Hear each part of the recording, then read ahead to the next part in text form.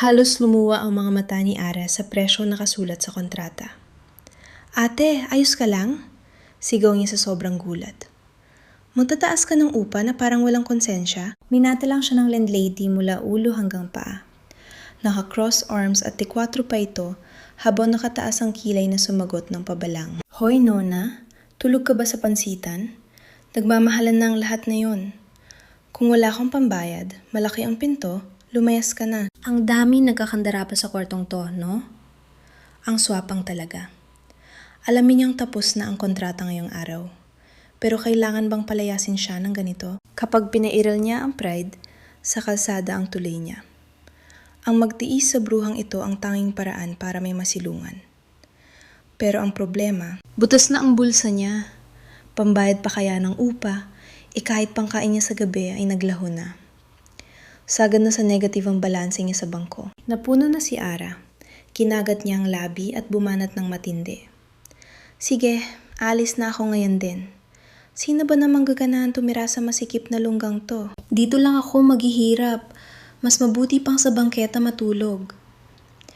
Matapos ang 30 minuto, hila-hila na niya ang sirang maleta habang naglalakad ng matamlay. Pagkasara ng pinto niya ng malakas, may narinig siyang bulyawan sa tapat na kwarto na bumasag sa katahimikan ng hallway. "Wala na kang pera, purmang mayaman pa. Akala mo ba mapapambayad ang kagwapuhan mo sa utang mo, ha? Hindi ako bata para madaan sa pangiti-ngiti mo. Kunin mo ang mga basura mo at lumayas ka na ngayon din. Ubus na ang pasensya ko." Tsismosa mode si Ada. Sumilip siya at nakita ang isang matangkad na. Simple lang ang suot niya. Nakaputi mula ulo hanggang paa. Sa tingin ko, nasa early 20 plus pa lang ang edad ng lalaking ito. Diyos sa sobrang gwapo at ang kinis ng balat, walang bahid. Kaso, ang lamig ng titig niya at masyadong mayabang ang dating. Para siyang kontrabidang prinsipyo na uhaw sa higanti sa sobrang dilim ng aura. Biglang nagtagpo ang mga mata namin, kaya dahil sa iyang naramdaman, naglakas loob na ako magtanong. "Pinalayas ka rin da? Kinurakot din ba ng landlady ang pera mo?" Imbes na sumagot ng maayos, umiwas lang ng tingin si Kyle sa tapat ng elevator. Wala siyang ka-ekspresyon ng sumagot ng, "Hindi." Napatangon na lang ako sa awa. Gets ko na. Grabe, itong gwapong akala mo ay mayaman, mas butas pa pala ang bulsa kaysa sa akin. Mukha lang siyang anghel pero walang-wala palang pera. Naalala ko bigla ang talak ng may-ari kanina, kaya hindi ko na napigilang mag-usisa. "Teka lang, sinubukan mo bang landiin ng landlady para makalibre sa upa?" Inismiran lang ako ni Kyle. Saglit na tumahimik bago siya sumagot ng pabalang. "Humiilang ako ng palugit na 30 days para makabayad." "Diskarte sa oras ang tawag doon. Nakukuha mo ba?" Mataray niyang sabi. Tulala lang ako habang tinititigan ang perpekto niyang mukha bago hiritan ng, "Sayang naman, kung dinaan mo kasi sa pagpapakyut, siguradong bibigay agad ang matandang iyon." Sa pagkakataong ito, hindi na pinansin ni Kyle ang mga hirit ko. Isinirid niya ang mga kamay sa bulsa ng pantalon habang ang matatalas niyang mata ay nakatitig lang sa saradong pinto ng elevator. Pagkabukas ng pinto, sumunod lang ako sa kanya hanggang sa makalabas kami ng gusali. Para kaming B. Sa totoo lang, dapat ay mukha silang miserable at kaawa-awa. Kaso dahil sa taglay nilang karisma at kagandahan, malayong-malayo sila sa hitsura ng isang palaboy. Mas mukha pa silang mga anak mayaman na nagsushooting lang ng travel show. Nakalimutan yata nilang wala na silang pera sa bulsa. Biglang may humarang sa kanila, isang matabang lalaki na may makapal na salamin. Isang mapanlin lang ng ngiti ang sumilay sa mga labi ng estrangerong iyon. "Oy mga kabataan, gusto niyo bang maging sikat sa telebisyon? Humanda na kayong sumikat at ang pinakaastig ay ang premyo na $1 million cash." Nabingi agad si Ara sa narinig. Pera lang ang tanging pumasok sa utak niya. Parang nawala siya sa wisyo sa sobrang gulat. Sa hindi inaasahang pagkakataon, mahigpit niyang hinawakan ang laylayan ng jacket ni Kyle. Kumikinang ang mga mata niya habang nakatitig sa likod ng binata. $1 million? As in totoong pera? Hysterical niyang bulong.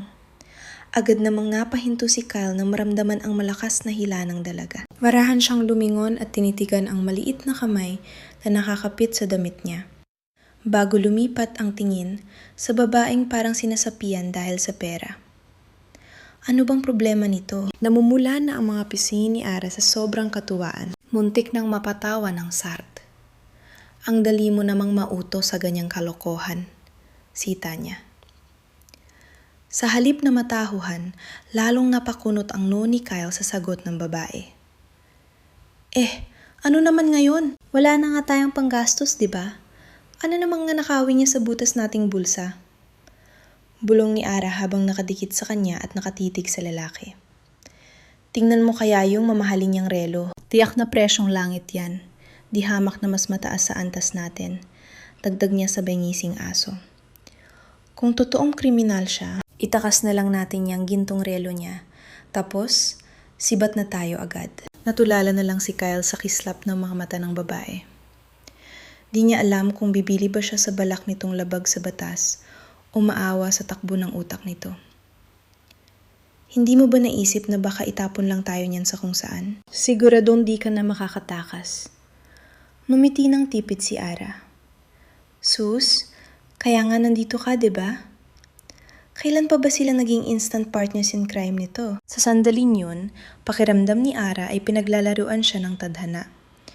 Parang sinadya talagang ipagtagpo ang landas nila ng misteryosong lalaking ito sa gitna ng malas. 10 minuto pa lang silang magkakilala.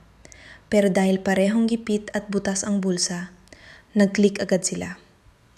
Lalo na't may $1,000,000 na pain sa harap nila. Hayun na nga, official partner in crime na niya ang lalaking ito.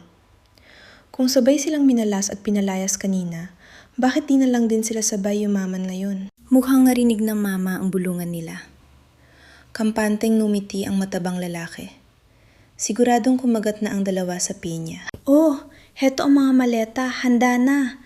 Suwerte nyo mga bata. Pirma lang dito at diretso lipat na kayo sa isang mansion. Busog kayo rito at buong-buo niyong makukuha ang $1,000,000. Kaso, tumunog agad ang alarm ni Kyle laban sa budol. Gas-gas na ang linyang to. Oh, anong klaseng palabas ba to? At ano yung pinagsasabi mong totoong bilyonaryo? Biglang napatigil si Ara. Ha? Sinong bilyonaryo? Siguradong hindi siya yon. At lalong hindi ang lalaking mukhang pulubi sa tabi niya. Tunog sosyal ang show, pero sa totoo ay wali. Mukhang bula nang maglalaho ang pangarap kong $1,000,000 sa harap niya. Pero napansin ng lalaki ang pagkadismaya niya, kaya pinutol nito ang iniisip niya. Ayos lang, kahit hindi kayo tunay na alta. Basta't magaling kang umarte na rich kid. 4 na pares ang kasali, pero isa lang ang legit na mayaman. Audience ang magdedesisyon kung sino ang tunay na burgis. Pag nauto niyo ang publiko, $1,000,000 ang premyo. Malinaw ang rules, kailangang galingan ang acting. Napangisi ang lalaki. Ayon, ang gusto namin. May budget na $100,000 ang bawat peking pares. Kahit malas kayo at matalo, pwede niyo pa ring iuwi ang $100,000 bilang pambayad sa 5 days na shooting. Nagliwanag ang mukha ni Ara. Kung titipirin natin itong 100,000, malaki pa ang matitira. Kahit makikaw tayo, jackpot talaga. Inabot ng lalaki ang kontrata para magpanggap na bilyonaryong peke habang nagpakilalang si Kevin Jean, assistant director. Welcome sa team! Agad kinuha ni Kyle ang papel at sinuri. Ang laman nito ng seryoso bago pumirma ng napakaklase. Pagkatapos isulat ang pangalan, pasimpleng sumilip si Ara sa sulat kamay ng lalaki. Matalas pero maganda ang pirma niya. Refleksyon talaga ng pagkatao ng lalaking katabi niya. Suplado pero malakas ang gating. Kyle, ganda ng pangalan. Nanlaki ang mga mata ni Kevin habang nakatingin sa kanila at nagtanong, Teka, hindi pa ba kayo magkakilala? Akala ko mag-on kayo. Mag-on? Napalingon agad si Ara kay Kyle, habang ang lalaki naman ay deadma lang at sobrang poker face pa rin. Sinubukan ni Ara na isiping magiging sweet ang Iceman na ito. Pero kinilabutan lang siya dahil hindi niya talaga carry. Imposibleng maging malambing ito. Pero kung business lang, ayos na. May dinukot na debit card si Kevin at inyabot ito. Heto ang $100,000. 192837 ang PIN. Sumandal si Kyle at pinag-cross ang mahaba niyang binti ng may kayabangan. Kahit relax ang forma, ramdam ang bigat ng aura niya. Napanganga si Ara sa natural na pag-arte ng lalaki bilang mayaman, parang kalahating $1,000,000 na agad ang hawak nila. Tiningnan niya ang card na nasa lamesa. Paanong hatiyan sa pera? Nayan na ba ang mamaya? Kaswal na sumagot si Kyle. Itago mo. Muna yan. Masayang tumango si Ara. Sige, pag nanalo ng 1,000,000, hati tayo. Pag talo naman ay 50,000 each. Fair na, di ba? Tahimik lang si Kyle bilang pagsang-ayon. Lumipas ang 3 days at naging viral agad ang first episode sa social media. $1,000,000 para lang magpanggap na mayaman? Ibang klase na ang mga palabas na yon, hindi ko. Lubos maisip na may mayamang magsasayang ng pera sa walang kwentang show. Nag-away ang mga netizen, pero ang gulo na ito ang nagpataas ng ratings. Sa mismong live, isang makintab na itim na Rolls Royce ang pumarada. Talagang amoy yaman na pangmalakasan sa screen. Ito ang unang team? Lupet! Flex agad ng yaman sa simula pa lang. Meron pa kayang tatalo sa pagyayabang na ito? Huminto ng swabe ang Rolls Royce sa tapat ng mansyon at bumaba ang napakapurmang magkasintahan. Namula si Lana habang kumakaway sa kamera. Hi sa inyong lahat! Ako si Lana at ito naman ang boyfriend kong si Sean. Todo hype agad si Kevin. Ang ganda niyo tignan, perfect match! Kaya naman pala, lutang na lutang ang aura niyo bilang magkasintahan. Bagay na bagay kayo, ramdam na ramdam ang chemistry at ang tamis niyo. Nagkagulo sa comment section. Parang fake naman, di ka panipaniwalang bilyonaryo sila. Sabi naman ng iba, Hoy, naka Rolls Royce na yan. Ang pait niya pa rin! Biglang umugo ang Lamborghini at agaw eksena ito. Bumukas ang pinto nito na parang pakpak ng agila at lumitaw sina Faye at Finn. Palaban ang porma ng babae sa suot niyang crop top habang kumikinang sa flash ng kamera ang gintong strap ng bag niyang nakakasilaw tignan. Sa tabi niya, todo flex naman si Finn sa makintab niyang asul na coat, parang paboreal na nagpapasikat. Talagang papansin. Hi everyone! Ako si Finn at ito ang utul kong si Faye. Nag-ingay uli ang mga netizen. Grabe, ang lakas ng dating nitong magkapatid. Ang astig ng porma ng lalaki. Si Faye naman, amoy tagapagmana talaga. Natural na natural ang pagiging matapobre. May humirit pa. True, kahit mas mahal ang damit ni Lana, ang gaslaw niya kaya hindi lutang ang ganda. At limited edition na Dior yung bag ni Faye. Presyong $100,000 na yan, no? Bago pa man sila nakakalayo, biglang umalingaw-ngaw ang tunog ng helicopter sa langit. Natulala si Kevin sa sobrang gulat. May pa-helicopter sa reality show? Baliw na itong mga kasali. Pero kung sa bagay, dahil paramihan naman talaga ng yaman, ang labanan, may point naman na eksenang ito. Sobrang tumalon si Jay mula sa heli, pormang-porma sa cargo pants at puting-puting polo na parang bida sa pelikula. Nakakaloko siyang ngumiti sa kamera habang sumisipol, apaw ang kumpiyansa sa sarili. Hello sa inyong mga hampas lupa, ako si Jay at itong kapatid kong si Jade. Nakatayo ang babae ng may kayabangan habang naka-high heels, matalim ang tingin at mukhang inis na inis at gustong-gusto ng umalis. Napakamot na lang sa ulo si Jay para pagtakpan ng ate niya. Pasensya na, sobrang traffic kasi na yun. Tsaka wala sa mood ang kapatid ko. Kaya nag-akilan na lang kami ng helicopter para hindi ma-hassle. Dahil doon, tinitigan siya ni Jade nang napakasama na parang gustong makipag-away. Kinabahan si Jay at pinagsisihan ang mga sinabi niya. Nagwala ang chatbox. Nag-helicopter para lang makaiwas sa traffic. Sa kalsada, grabe, nakakainggit. May nagtanong pa, magkapatid ba talaga sila o magkaaway? Ang awkward ha? Sabi naman ng iba, may Rolls Royce na, tapos bumang chopper o Lamborghini kaya?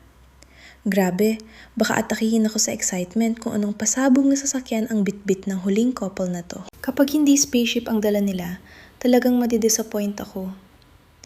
Sa wakas, matapos ang nakaka-stress na 15 minutong paghihintay, lumitaw na rin ang 2 taong kanina pa inaabangan. Pero pagkakita pa lang sa anino nila, napanganga ang buong production crew sa gulat. Seryoso ba to? Baka naman mga napagawi lang na ligaw na kaluluwa ang mga yan, di ba? Sila ba talaga ang huling guests? Imposible. Baka utusan lang sila sa set. Paanong naging kalok ang mga yan? Habang abala ang lahat sa chismisan at pagdududa, kampanteng naglalakad din na Ara at Kyle na parang nakapambahay lang. Dala ang nakakalulang kumpiyansa, chilang silang pumadyak sa arkiladong bisikleta at biglang huminto sa mismong tapat ng lente ng kamera. Konti na lang at makakalbo na si Direk Kevin sa kakasabunot sa sarili. Hindi maproses ng utak niya na ang 2 to ang kinuha niyang mga pekeng bilyonaryo. Namumutla siya sa sobrang gulat. Arkiladong bike? Biruan ba to? Habang ang iba ay napapasiklab ng private jet at luxury cars. Pero walang kaabog-abog nang umiti ng matamis si Ara at bumati ng, "Hi sa inyong lahat, ako si Ara, at ito naman ang partner kong si Kyle." Kasabay ng pagpapakilala, pasimpleng sumulyap ang dalaga sa matangkad na lalaking katabi niya. Tuwid na nakatayo si Kyle at bumubuga ng napakalamig na aura. Ramdam na ramdam ang pagiging tagapagmana ng isang dambuhalang kumpanya sa bawat kilos niya. Sa isip ni Ara, grabe ang pag-arte mo. Siguradong walang tatalo sa team natin. Samantala, pilit ang ngiti ni Kevin habang pilit na itinatago ang pagkailang. May tanong ko lang, bakit naisipan ninyo magbisikleta lang papunta rito? Pag-aalinlangan niyang tanong. Gusto na sanang isigaw ng direktor na, wala na ba kayong hiya sa katawan? Ang lakas ng loob ninyong magpatiyak sa gitna ng sandamakmak na mamahaling sasakyan na to. Pinadapo ni Ara ang tingin niya sa mga naglalakihang sports car sa paligid. Napulunok siya sa kaba, pero agad ding bumalik ang pagiging seryoso niya. Concern kasi kami sa global warming, kaya gusto naming bawasan ang aming carbon footprint. Diretsong sagot niya. Dahil sa narinig, parang gustong mag-standing ovation ni Kevin sa tindi ng bilib. Ibang level ang pag-arte nila. Napangganga ang direktor at nasabi sa sarili, Diyos ko, ganito pala talaga mag-isip ang mga totoong mayaman. Agad na nag-ibang ihip ng hangin sa set. Feeling ko sila ang totoong mayaman dito. Promise, yan din ang nasa isip ko. Ang mga tunay na don at donya, mas gustong magmukhang ordinaryo. Tingnan nyo, paliwala lang sa kanila ang mga mamahaling sasakyan na yan. Siguro nagsawa na sila sa karangyaan, kaya trip lang nilang magbike para maiba naman. Iba ang dating at lakas ng loob nila. Kitang-kitang mas mataas ang antas nila kaysa sa atin. Saktong isinandal ni Kyle ang kanyang bike nang walang kahirap-hirap. Bahagyang dumapo ang matatalas niyang mata sa likod ng isang kulay itim na Lamborghini. Sandali lang siyang tumitig doon bago bumalik sa pagiging seryoso. Ang bawat hakbang ng dalawa papasok sa silid ay tila magnet na humahatak sa atensyon ng lahat. Biglang bumasag sa katahimikan ang isang boses na puno ng pangungutya. Wow! Isang karangalan na makasama ang mga turistang nakabisikleta. Kaya naman pala ang kupad nyo, para kayong suso kung kumilos. Tawagan niyo na lang ako sa susunod para mapasundo ko kayo sa Lamborghini ng kuya ko. Kaysa naman magmukha kayong kawawa rito, di ba? Tinignan ni Ara si Faye na todo purma sa kanyang mamahaling damit. Isang matalim na ngiti ang sumilay sa labi ni Ara. Marahang naupo ang dalaga ng may poise bago sumagot ng napaka-chill. Kung atat na atat ka talagang maging driver ko nang walang bayad, sige, pagbibigyan kita. Kaso, allergic ako sa masisikip na sports car. Mas gusto ko ang malawak na sasakyan na may malalambot na upuan. Kaya kung mag-a-apply kang driver ko ulit, siguraduhin mong angkop ang sasakyan sa label ko, ha? Gets? Akala ni Faye ay mapapahiya niya ang dalawa sa pagmamayabang niya. Kaso, nagkamali siya ng kinalaban dahil mas matalas ang gila ni Ara. Imbes na matakot, tinapakan pa ni Ara ang dangal niya sa pamamagitan ng pagtrato sa kanya bilang isang hamak na super. Daig pa niya ang isang madam na nagrareklamo sa nasakyang taxi. Walang hiya! Halos sumabog na sa galit si Faye. Mabuti na lang at agad siyang pinigilan ni Finn at binigyan ng babalang tingin para tumahimik na lang. Sa totoo lang, ang banat na yun ni Ara ay swak na swak at deserve ng walang puntos mula sa 10. Balaksan na niyang ipahiya ang dalawa, pero siya pa itong nagmukhang katulong sa huli. Ang mataray pero sosyal na hirit ni Ara ay patunay na isa siyang untouchable na elite. Bigla namang tumitig ng matalim si Kyle kay Faye habang nakapamulsa. Bumasag ang malalim niyang boses sa paligid. Sa totoo lang, wala rin sa hilig ko ang sumakay sa bulok at pinagluma ang Lamborghini ng ibang tao. Kalmado lang ang boses niya, pero saksakan ng talas ang kanyang mga mata. Sa sobrang seryoso niya, mapapaniwala ang kahit na sino. Sa isang iglap, namutla na parang bangkay sina Faye at Finn. Pinagpawisan sila ng malapot habang pilit na lumulunok. Ang reaksyon yun ang nagpatunay na sapol ni Kyle ang baho nilang itinatago. Nanlaki ang mga mata ni Ara habang nakatingin kay Kyle. Paano nalaman ng lalaking to na second hand lang ang kotsing yun sa isang tingin lang? Nakakatakot ang instinct niya. Ibang klase ang plot twist na to.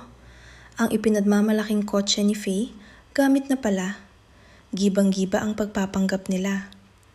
Pero ang tanong, paano to nabulkoy ng lalaking to ng ganoon kadali? Nagkataon lang ba ang lahat?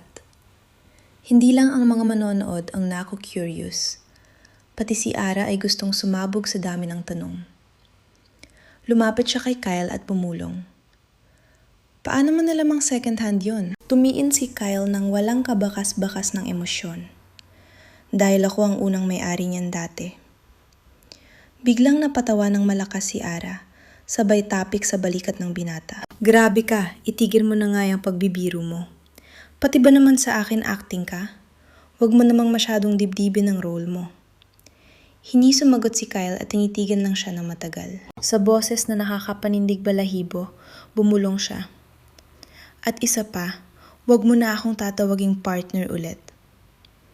Sabay talikod nito, habang si Ara naman ay halos mamatay na sa kakapigan ng tawa. Seryoso talaga siya sa pag-arte. Pero aminin ko man o hindi, genius ang lalaking to, natatawang isip niya. Biglang pumalakpak ang direktor para makuha ang atensyon ng lahat. Ang mission niyo ngayong araw ay maghanap ng makakain ng mag-isa nang walang tulong sa amin. Ano ang plano niyo para sa tanghalian? Tanong ni Sean habang nakadekwatro sa sofa. Kumislap ang suot niyang relo na puno ng brilyante na magsalita siya. May sikat na sushi restaurant sa tapat. Ang problema, hindi kayo basta-basta makakapasok doon kung wala kayong reservation. Pero dahil swerte kayo, VIP ako ron. Pwede tayong pumasok kahit anong oras nang hindi pumipila.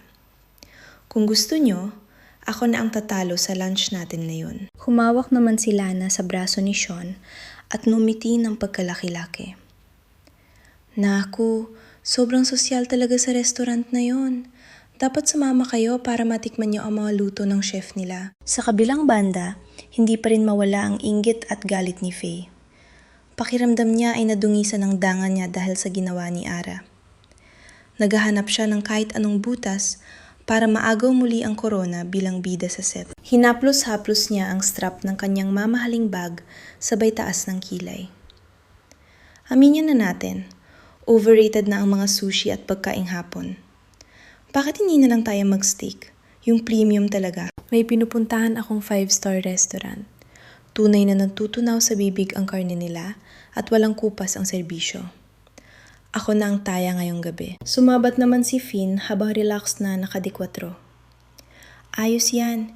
Hindi rin naman ako mahilig sa hilaw na isda. Tara na, at gaya ng sabi ng asawa ko, sakay na lang namin i-charge ang lahat. Nagliwanag agad ang mga mata ni Jay nung marinig ang steak. Kung payag ang lahat, may alam akong sobrang exclusive na lugar.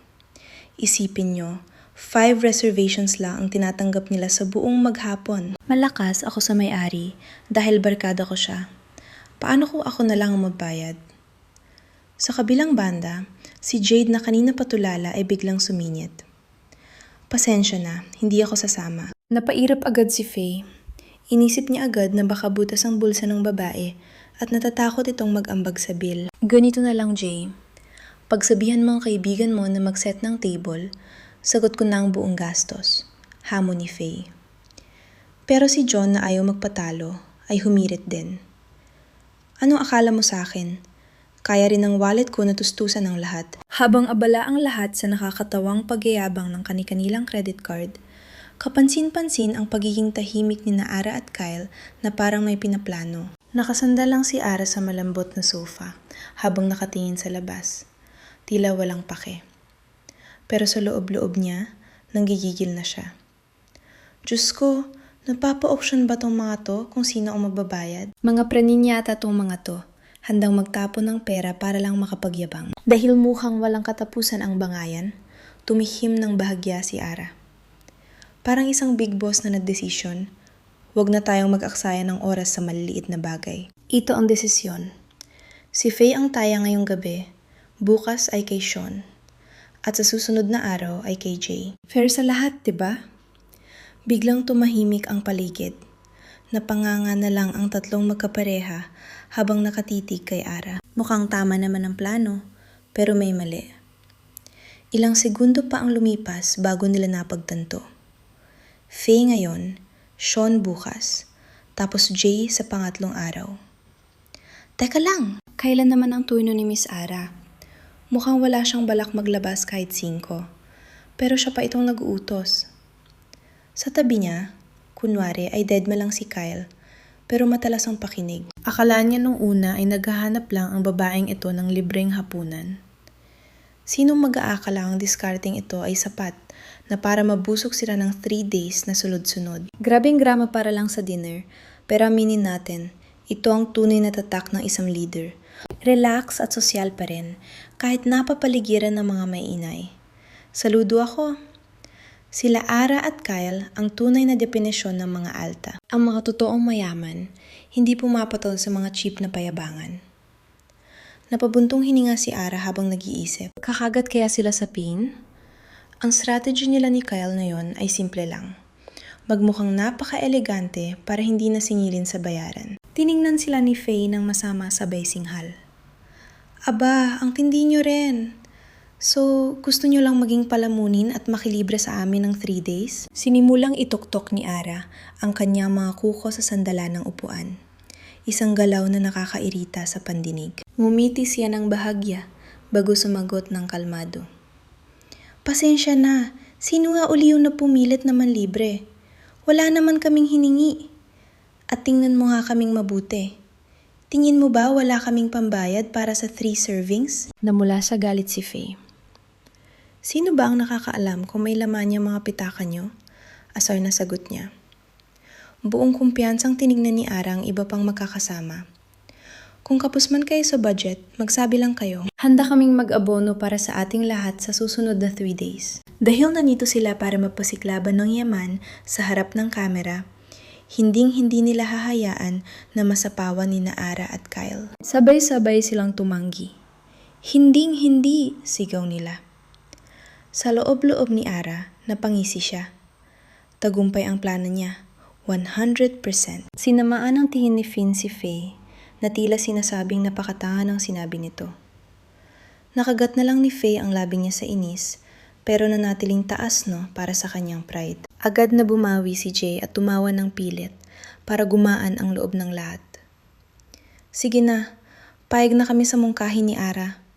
Para fair, hati-hati tayo sa schedule. Hindi rin nagpatalo si Sean at nag-alok na parang isang tunay na gino. Malayo-layo rin ang biyahe kung magbibisikleta kayo. Sumabay na lang kayo sa amin sa sasakyan. Dahil disente si Sean at malayo ang ugali kay Faye, pumayag na rin si Ara. Sino ba namang baliw ang tatangging sumakay sa luxury car at mas pipiliing mapagod sa pagpadyak? Ngumiti ng pilit si Ara. Salamat ha. Umupo sa harap sina John at Lana habang si Ara at Kyle naman ang nagrina at hari sa likuran. Sa buong buhay niya, mayon lang siya nakasakay sa ganito kagarang kotse. Gusto na niyang magsisigaw sa tuwa. Grabe, amoy pera talaga. Iba talagang hatid na sarap ng karangyaan. Pasimple siyang tumingin kay Kyle. Relax ang lalaki habang nakapikit. Parang sanay na sa ganitong karangyaan. Kailangang magmukhang sosyal din ako. Gaya niya, bulong ni Ara sa sarili. May papanggap akong rich kid dito. Delikado kapag nalaman nila ngayon lang nadikit ang pet ko sa mamahaling upuan na to. Bawal mahalata na first time ko to. Agad niyang ginaya ang postura ni Kyle na kunwaring natutulog at sobrang relax. Mula sa rearview mirror, tinitignan ni Sean ang dalawa na tila walang pakialam sa mundo. Bigla siyang nakaramdam ng kaba. Pakiramdam niya ay isa lang siyang driver na naghahatid ng mag-asawang mayamang tagapagmana. Ako lang ba?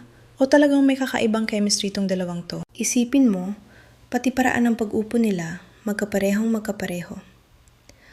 Pagdating sa restaurant, isang private room na napakaingganyo ang naghihintay sa kanila. Sobrang ganda ng loob ng kwarto, punong-puno ng karangyaan. Kita rin ang magandang tanawin ng ilog sa labas. Pero ang isip ni Ara, lumilipad na kung saan. Kinabahan siya sa harap ng mga mamahaling pagkain. Pilit niyang inaalala ang tamang table manners, kung saan kamay ba dapat ang tinidor at kutsilyo. Muli siyang sumulyap sa katabi at namangha sa kung gaano ka-smooth kumain si Kyle. Ang kanyang mga daliri ay parang sumasayaw habang hawak ang mga kubyertos. Ang ganda ng pagkakahiwa niya sa karne, sakto ang laki ng bawat piraso. Mas magaling pa siyang magpanggap na bilyonaryo kaysa kay Ara. Hindi napigilan ni Ara ang mapangiti sa paghanga sa kanyang partner in crime. Buti na lang at matalino ang nakuha kong kakampi. Ligtas ang reputasyon ko sa kanya. Napansin ni Kyle ang titig ni Ara, kaya napatingin din siya rito. Tinaasan siya ng kilay ni Kyle sa banising aso. Gumulong ito. Huwag mong sabihin hindi mo alam kung paano maghiwa ng steak. Proud na proud si Ara, habang dahan-dahang tumatango. Tila ba kakatapos lang niyang mag-abot ng tropeo ng karangalan. Sandaling natigilan si Kyle sa kabaduyan. Seryoso ba? Isang ganap na lalaki ay pupurihin ng husto dahil lang naubos ang pagkain? Poker face lang ang lalaking to habang iniusot ang plato ng hiniwang karne sa harap ni Ara. Sa'yo na to. Bulong niya na parang wala lang pero nakakakilig. Biglang uminit at napuno ng hiyawan ang comment section ng livestream. Grabe, ramdam na ramdam ang chemistry nila kahit sa screen lang. Yung mga titigan nila, kahit walang imik, may spark. Tangan na lang ang maniniwalang, magkaibigan lang sila. Ang tindi ng Andean vibes nila oh. Sa kabilang banda, masamang nakatingin si Faye sa kwintas na diamante ni Lana. Bago ito nagsalita ng puno ng pait at inggit. Wow! Ang ganda naman yan, Lana. Yan yung rare collection ng brand A, diba? Napakahirap akong pumasok sa pre-order list niyan, pero olats pa rin, nakakainggit ka naman. Namula agad ang pisingin ni Lana. Pilit itong ngumiti para itago ang pagkailang. Hala, Faye, hindi ba yung bag mo ay yung latest ng Dior? Bet na bet ko ang mga design nila. Magkatulad pala ang taste. Iba talaga ang ganda ng Dior. Sandaling natahimik si Faye bago lumingon kay Ara ng may panlalait. Halatang gusto niyang maliitin ang suot nito na mukhang ordinaryo lang. Ikaw? Anong klaseng damit pa yan? Saang putik mo pinili?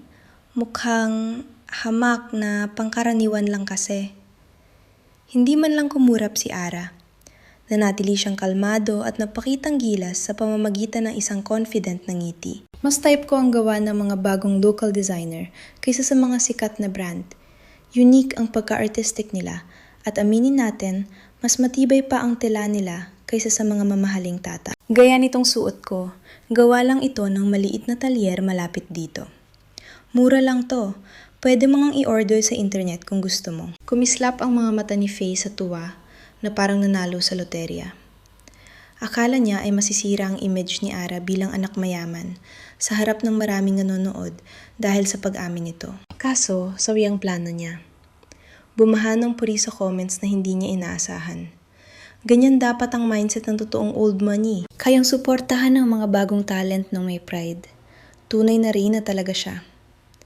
Sa sandaling iyon, pasulyap na tiningnan ni Kyle si Ara bago biglang tumalim ang tingin niya sa suot sa pulso ni Finn. Maya-maya pa, nagpakawala siya ng matinding hirit sa malamig na boses kay Faye. Nga pala, yung suot na relo ng kasama mo. Fake at mumurahing klase lang yan. Biglang nabura ang ngisi sa mukha ni Faye. Napatili siya sa taranta. Anong pinagsasabi mong kalokohan? Anong ebidensya mo para pagbintangan kami ng ganyan? Ayaw mo bang patingnan yan mamaya pag uwi natin? O baka gusto mong ipasuri na natin ngayon sa harap ng lahat para malaman kung sino talaga ang tunay na manluloko? Walang emosyon pa rin si Kyle, pero ang bitag niya ay siguradong huli sila. Walang kawala si Faye. Papayag bang suriin ng palihim mamaya? O mapapahiya ng todo sa harap ng kamera ngayon din? Isipin mo na lang kung mabisto ang peking gamit habang naka-live, siguradong wasak ang reputasyon niya. Sa isang iglap, nawala ang tapang-tapangan ni Faye at nataranta na siya ng husto. Nag-uumapaw ang tuwa sa puso ni Ara nang makita niyang napahiya at nawala ng dangal ang kalaro niya. Kinagat niya ang kanyang labi para pigilan ang tawa. Sabay palihim na nag-thumbs up kay Kyle sa ilalim ng lamesa. Checkmate Kyle, puro forma lang naman sila. Sa wakas, nabuko rin ang peking drama nila. Tingnan nyo, tahimik sa takot ni na Faye at Finn. Hamak na malayo sila sa mga tunay na elite. Grabe, muntik na naman ako mapaniwala ng mga pa-rich kid na yan. Habang uminit ang tensyon, napansin ni Jay ang gulo, kaya agad niyang tinawag ang waiter para sa bill. Ginawa niya ang lahat para pigilan ang nagbabadyang gulo sa loob ng kwarto bago patuluyang masira ang lahat. Lumapit ang waiter habang yumuyukod ng buong paggalang at sinabi kay Jay, "Sabi po ng boss namin, napaka-espesyal ninyong bisita rito. Inutos po niya na ibigay ang pinakamagandang serbisyo, kaya ang lahat ng kinain ninyo ay libre na mula sa aming management." Gustong lumipad ni Jay sa sobrang tuwa, napatalon siya sa upuan habang nagminingning ang mga mata. Seryoso ba yan? Wow! Ganun nga ba ako ka-importante? Nagulat ang waiter sa sobrang excitement ni Jay, biglang naging awkward at tila naguluhan ang mukha nito. Siguro nga po sir. Sa totoo lang, hindi sigurado ang kawawang waiter kung si Jay ba talagang tinutukoy na VP ng kanyang boss. Sumusunod lang siya sa utos ng amo nang walang maraming tanong. Napatingin si Jay sa kisame habang nakangiti ng mag-isa. Grabe, ang lupit nito. Grabe ang plot twist. Si Jay pala yung misteryosong mayamang lalaki. Ang lupit ng mga koneksyon niya. May punto naman. Mukha ang social si Ara. Pero wala pang matibay na patunay kung gaano siya kalakas talaga. Pagkatapos kumain at makabalik sa villa, palihim na pumunta si Ara sa kusina. Kumakalam pa rin ang sikmura niya dahil bitin ang kanya kanina. Pero nagulat siya nang makitang punong-puno ang ref ng mga mamahaling sangkap. Mukhang ang utos ng mga staff na magkanya-kanya ng kain ay pahiwatig lang pala na dapat silang magluto ng sabay-sabay. Hindi yung magpapasiklaban sa pagrenta ng mamahaling resto. Tulalang nakatitig si Ara sa loob ng mga cabinet sa kusina habang litong-lito ang kanyang mukha. Pilit siyang nag-iisip ng ulam na papasa sa panlasa ng mga bilyonaryong to. Ang malaking tanong, ano nga ba ang kinakain ng mga sobrang yaman sa araw-araw? Biglang may malalim na boses ang narinig niya mula sa kanyang likuran. Ramdam niya ang hininga nito sa kanyang tainga. Naghahanap ka ba ng pagsisilbihan mo mula sa mga sangkap na yan?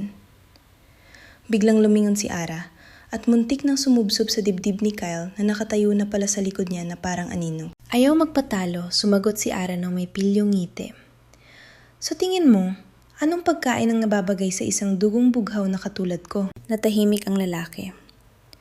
Bahagya siyang yumuko at inilapit ang sarili, habang ang matitigas niyang braso ay dumaan sa gilid ng buhok ni Ara para lang kumuha ng malamig na tubig. Dahan-dahan niyang binuksan ang bote at uminom.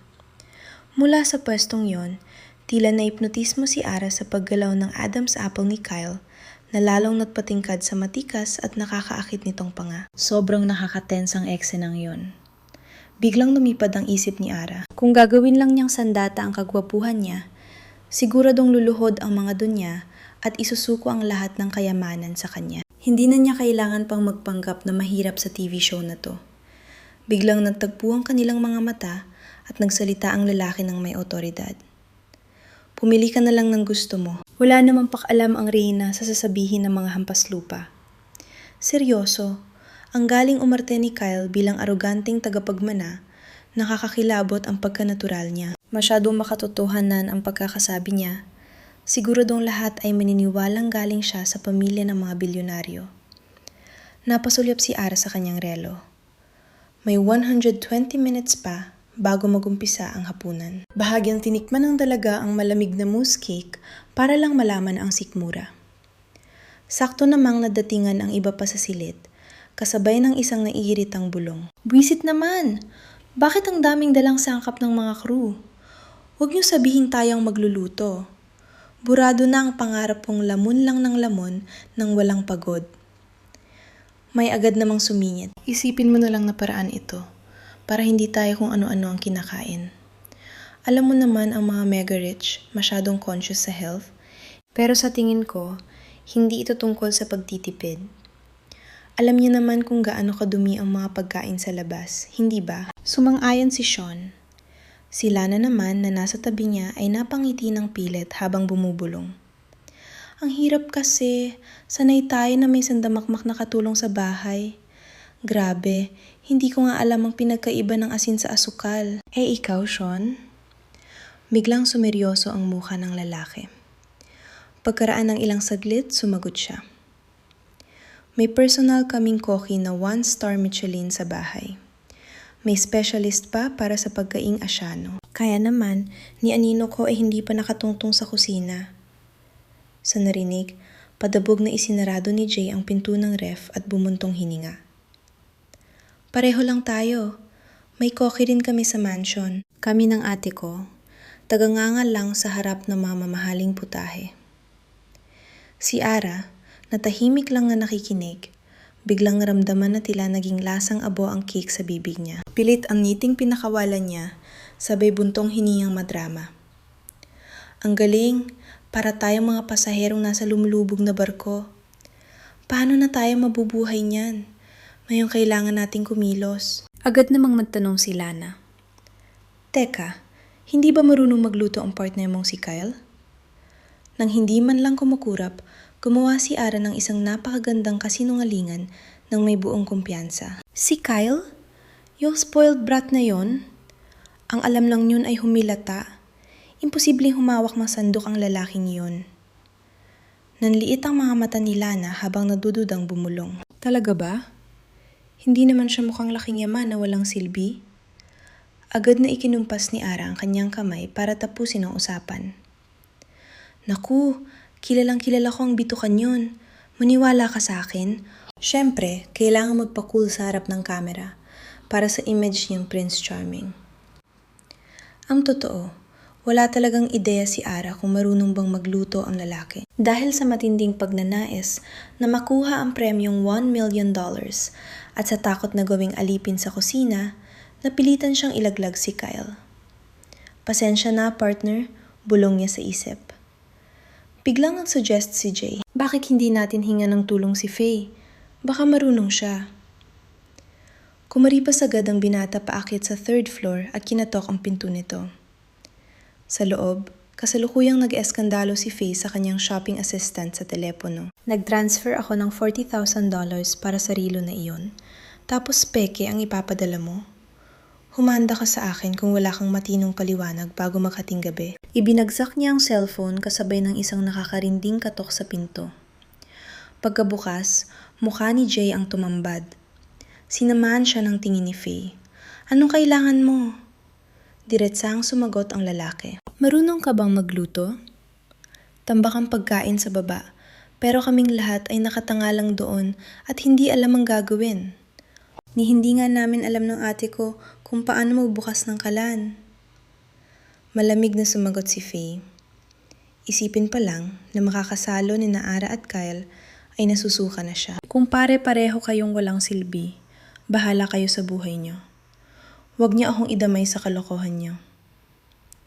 Balik sa baba, Tila gustong tunawin ni Ara ang kalan sa titig niya habang gulong-gulo ang isip. Lagot, kapag nagpakitang gilas ako sa pagluluto, mabubuko ang acting ko bilang laking yaman.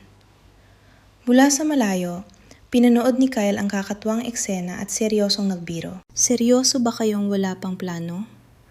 Anong gagawin niyo sa talong na ito? Kay Ara, madali lang ang sangkap. Ang problema, hindi man lang mapansin ni Kyle na kahit mapakulo ng tubig ay hindi kaya ng mga tao rito. Mas malala pa, walang kamalay-malay ang lalaki na kinaladkad na ni Ara ang pangalan niya. At pinalabas siyang isang narcissistic na prinsipe na walang pakinabang. Sa bawat hakbang, lumapit si Kyle. Bakit? Pinagdududahan mo ba ang galing ko? Bulong niya. Dahilan para magwala ang puso ni Ara sa matinding kaba. Hindi pa siya nakakasagot na marinig uli ang boses nito. Tumabi ka, ako nang bahala. Mabilis pa sa 4:00, hinablot ni Ara ang talong at nagpumilit. Huwag! Ako na rito! Dahil sa biglang pagiging defensive, nakatunog si Kyle na may mali. At tama nga siya. Wala pang 120 seconds, nagkatotoo ang kinatatakutan niya. Natigilan siya nang makitang tila, kinakatay ng dalaga ang kalong ng napakagulo. Durog-durog na ang itsura nito, na baka pati ang mga ninuno ng talong ay maiyak sa sinapit nito. Tinaasan siya ng kilay ni Kyle at sarkastikong nagtanong, "Excuse me, Miss Surgeon? Nagpa-practice ka ba ng open heart surgery sa kawawang gulay na yan?" Agad namang umakting si Ara na tila isang lampang dalaga na pang-award ang galing. Anong gusto mong gawin ko?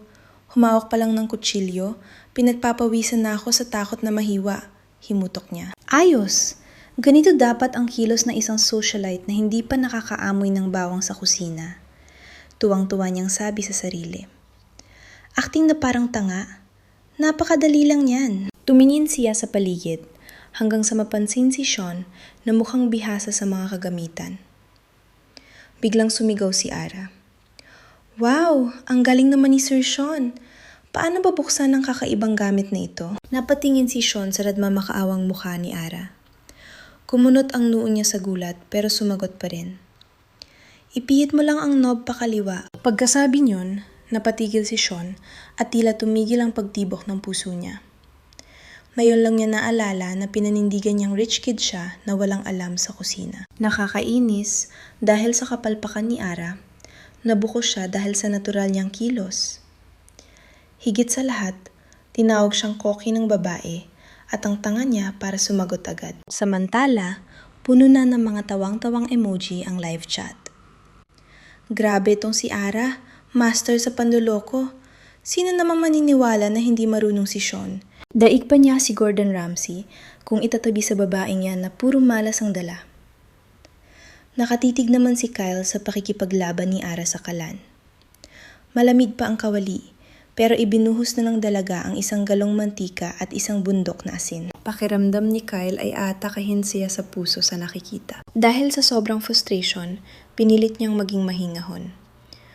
Sigurado ka bang magandang idea na unahin ang asin bago ang mga gulay? Balik inosente uli si Ara, sabay kurap ng mga mata. Hala, mali bang pagkakasunod-sunod?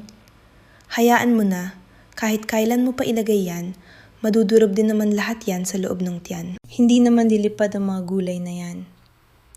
Sa kakatong katwiran na yon, gusto na lang maglaho ni Kyle.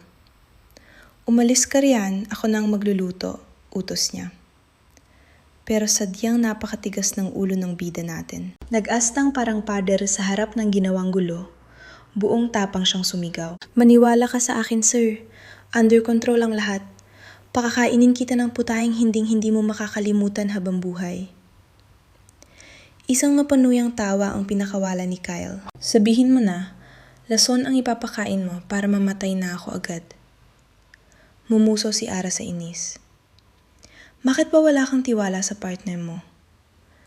Napabuntong hininga si Kyle. Sa totoo lang, mas ligtas ang buhay ko kung magugutom na lang ako. Sa kabilang banda, halos mamatay na sa tawa ang mga netizens. Sumasakit ang tiyan ko sa kanila. Parang alien itong babae nito. Mukhang legit na mayaman na may konting saltik. Pero grabe, nakita niyo ba ang tingin ni Kyle? Kitang-kita na butchin o head over heels siya sa babaeng yan. Sa kabilang panig naman, pasimpleng ipinamalas ni Sean ang galing niya sa pagluluto. Dahil dito, napangiti ng matamis si Lana habang puno ng paghanga ang mga mata. Grabe Sean, hindi ako nananaginip, diba? Huwag mo kong biruin. Mayan ka lang talaga humawak ng sandok? Anong klaseng himala to? Sumagot si Sean nung may nakakalokong ngisi. Nagpapakumbaba kunwari. Wala to, diskarte lang at talino. Uwag ako, imposibleng baguhan lang sa kusina ang tusong lilo na to. O baka may mas luhikal na dahilan. Bilang tagapagmana ng isang dambuhalang kumpanya na sanay sa karangyaan, ang pagluluto ay yakang-yaka lang. Habang sa kabilang dako, may trahedyang nagaganap. Sinunog ni Jade ang karne hanggang maging uling, sabay takib ng lantang repolyo para itago ang ebidensya. Padabog niyang inihain ng plato, sabay abot ng isang pares ng chopsticks kay Jay habang nandilisik ang mga mata. Kain, na yun na. Nangiinig na kinuha ni Jay ang malungkot na gulay. Pagdampi sa dila niya, agad na nangiwi ang mukha niya na parang nakalunok ng lason. Pero dahil sa talim ng titig ni Jade, biglang nadising ang survival instinct ng lalaki. Mabilis na gumana ang utak niya para humanap ng palusot. Sabay bulalas ng taranta. Mura siguro tong gulay. Hindi pwedeng pumalya ang luto mo. Kawawa naman, nanginginig na. Halatang gusto pa niya masikatan ng araw bukas. Deadma lang si Ara sa gulo habang petiks na inaayos ang talong sa plato. Pakanta-kanta pa siyang lumapit sa lamesa. Mahal na Ginoong Kyle, ang iyong pagkain ay handa na. Isang mapagmataas na sulyap ang ibinigay ni Kyle, sabay taas ng kilay. Aba, milagro. Mukhang ligtas naman itong kainin ng tao. Sabihin na nating pangit ang lasa, hindi naman ito naging abo. Walang pasubaling kumuha si Ara ng isang piraso at isinubo sa lalaki. At alam niyo ba, ang pagsabog ng sarap ay talagang nakakalula. Nagkatitigan sila ng ilang segundo. Kitang-kita ang pagmamalaki sa mga mata ng dalaga. Imposible namang ang mahiwagang kamay niya ay makagawa ng kaing basura. Ang galing ng diskarte niya. Pinapangit ang itsura pero ang lasa ay pang 5-star. Samantala, tulala si Jay habang pinapanood ang kalmado sa pagmuya ni Kyle. Pakiramdam niya ay nakahanap siya ng karamay sa dusa. Pabulong na nagtanong si Jay. Seryoso? Pagkain pa ba yung pumasok sa lalamunan mo? Pero si Kyle ay parang walang narinig. Patuloy lang ang supladong lalaki sa pagkain. Ayaw maniwala ni Jay na masarap ang luto ni Ara, kaya lalo pa siyang lumapit at bumulong. Makinig ka kung tinatakot ka ng babaeng yan para ubusin ang basurang yan. Kindat ka lang. Huwag kang mag-alala. Maraming kamera rito. Wala siyang magagawa. Sa narinig, agad siyang binigyan ni Kyle ng isang napakasungit na tingin na parang nagsasabing, baliw ka na ba? Bumalik siya sa pagkain at binalewala si Jay. Diyos ko, gwapong amo. Masyado man namang pinapaboran ng babaeng yan. Imposibleng malunok yan pagkatapos ng dyera sa kusina. Naglaho ang iniisip ni Jay nang biglang hampasin ni Jade ang mangkok gamit ang chopsticks. Bakas ang galit sa mga mata ng babae. At tupagin mo yung plato mo, huwag kang makisawsaw. Agad na nagpa-cute si Jay na parang tuta. Masusulod po, aking Reyna. Pahirap na naman siyang kumain. Isang kakarampot na gulay, sinasabayan ng 8 kutsarang kanin. Pag-ubos ng huling butil, kumari pa siya sa rice cooker para magdagdag. Pagbalik sa upuan, todong ngiti ang ipinakita niya habang nagpapalakas. Grabe, nakakabaliw ang luto mo, kaya gusto ko pang kumain ng sandamakmak na kanin. Patawarin ako ng langit, galing ba tong gulay sa Dead Sea? Biglang sumulpot ang host na si Kevin Jiang nang may nakakabighaning ngiti. Ang unang round na labanang ito ay malapit ng matapos. Bilang highlight na yung gabi, Opisyal ng bukas ang botohan para sa inyong mga paborito. Pero tandaan, bawal magpabaya ang mananalo. Ang nasa itaas ngayon, pwedeng lumagpak sa kaidaliman. Pagsikat ng araw bukas. Grabe, nakatitindig balahibo. Naghagis agad siya ng pasabog sa unang araw. Siguradong magiging target ang sinumang maungguna ng ibang mga gutom na lobo, diba? Ibang klase ang tensyon dito, simula na ang bakbakan. Biglang nagtaas ng kamay si Faye, litong-lito ang muka. Teka, ibig sabihin ba ang pwesto natin ay ibabandera sa publiko kada 24 na oras? Tumango si Kevin. Tumpak, makikita niyo ang bawat galaw ng ranking. Gayunpaman, ang tunay na alas kung sino ang maghahari sa trono, sa huling gabi pa malalaman. Napahinga ng malalim si Ara. Ang premyong $1,000,000 pala ay hindi ganun kadaling makuha. Hamon lang ang naganap ngayong araw, dahil ang tunay na unos ay parating pa lang. Tumiin ng diretso si Kevin sa lente ng kamera nang may mapanghamong tingin. Umalingaw-ngaw ang baritono niyang boses. Handa na ba kayo? Bukas na ang botohan. Ibuhos ang suporta sa tambalang na nakakuha ng inyong mga puso. Sino ang magwawagi ngayong gabi? 30 minuto ang lumipas sa gitna ng matinding kaba bago tuluyang umilaw ang scoreboard. Ang nanguna ay sina Kyle at Ara. Sumunod naman sa ikalawang pwesto sina Jade at Jay. Pangatlo naman sina Sean at Lana, habang sina Faye at Finn ang kulilat. Noon din parang sasabog ang dibdib ni Ara sa halo-halong tuwa at kaba. Tuwa dahil gumana ang papapanggap nila at nauto ang lahat. Pero kaba dahil siguradong magkahanda ng ibang pares para pabagsakin sila sa unang pagkakataon. Ang scoreboard na yan ay hindi lang palamute, kundi hudyat ng pagsisimula ng giyera. Isipin nyo, $1,000,000 ang naghihintay sa dulo. Sinong tanga ang hindi magiging halimaw para sa ganoon kalaking pera? Pagkatapos magsalita ni Kevin, sabay-sabay na lumingon ang kanilang mga kalaban. Bit-bit ang nakamamatay, natingin kay Ara at Kyle. Ramdam ang inggit sa paligid. Sa mukhang kasing lamig ng yelo, tumingin ng matalin si Ara sa kamera. Isang nakakalohong ngisi ang gumuhit sa labi niya, na parang nang uuyam. Akala niyo ba ang mumurahin naming diskarte? Ay, mabubuko niyo na agad. Ang babaw niyo naman. Samantala, si Kyle ay parang may sariling mundo. Nakasandal siya ng sobrang yabang, nakadipa ang mga braso sa sandalan ng upuan na parang siya ang hari ng mundo. Sa blanko niyang muka, parang barya lang ang $1,000,000 para sa kanya. Teka muna, paano? Kung nasabing parang wala lang sa kanilang pera? Ito ba yung sinasabing charm ng mga supladong mayaman sa mga nobela? Kaya naman pala, ang dating ng mga dugong bughaw ay talagang iba. Kalmado pero nakakairita kahit nasa rurok na ng tagumpay. Kasabay ng eksenang iyon, tuluyan ang nagtapos ang unang araw ng broadcast. Dahil wala namang manonood sa mga taong natutulog, pinatay na rin ang mga kamera. Agad na nagkanya-kanyang sibat ang mga pagod na kalahok papunta sa kanilang kwarto para makapagpahinga. Sa huli, sina Ara at Kyle na lang ang natira sa malawak na silid. Biglang naglaho ang pormal na aura ni Ara at napalitan ng labis na katuwaan. Nakita mo yun? Nilampaso natin sila. Pero ang boses ni Kyle ay parang malamig na tubig na pumatay sa saya niya. Seryoso itong nagbabala. Huwag ka munang magdiwang.